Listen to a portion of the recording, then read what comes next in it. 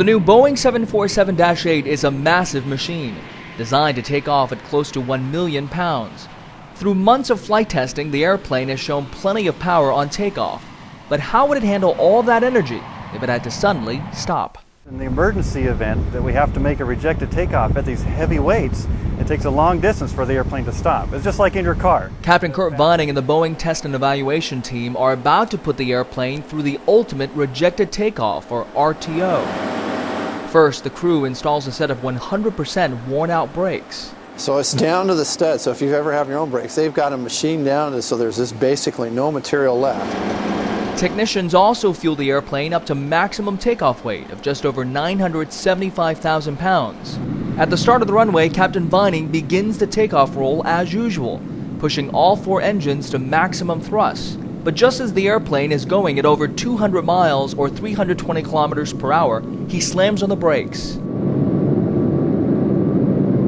To channel maximum energy to the carbon brakes, the pilot cannot use the thrust reversers. The whole intent is to demonstrate under worst conditions, you could safely stop the aircraft. The brakes, made by Goodrich, do exactly as they're supposed to. In fact, the 747-8 stops earlier than the team had hoped, beating the target by more than 700 feet or 200 meters. But stopping is just half the challenge. Now the airplane must prove it can withstand the tremendous heat that built up in the wheels, estimated to be more than 1,400 degrees Celsius. And it's a simple physics problem. We have to turn that kinetic energy into heat in the brakes. As expected, smoke pours out from the brakes as they glow a bright orange. Still, the firefighters who are standing by can't do anything but watch for the next 5 minutes. And that's to simulate that if you were at an airport, you had an RTO, you wouldn't necessarily have the fire department right there. So you demonstrate that worst case would be 5-minute response time for a fire department to get to the airplane. By design, special fuse plugs in the tires are activated, deflating the tires before they explode.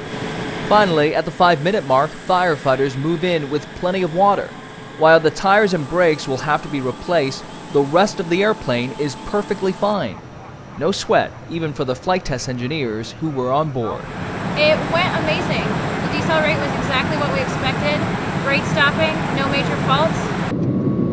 Slamming on the brakes so the new 747-8 can continue moving towards certification and delivery.